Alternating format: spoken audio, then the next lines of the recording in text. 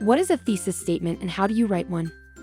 A thesis statement is a sentence summarizing the main point of a paper.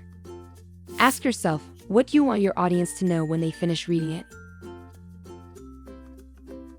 Follow these 3 steps to write a strong thesis statement. Step 1. Find a topic. First, if a topic is not provided for you, choose a broad subject area that interests you. It would be helpful to write down your main interests related to your field of study. As you research that subject area, you will narrow down your thesis topic. Think of the areas that leave a lot of questions unanswered. Step 2.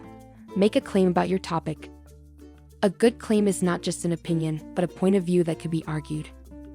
A thesis statement in an expository paper will explain a concept to your reader.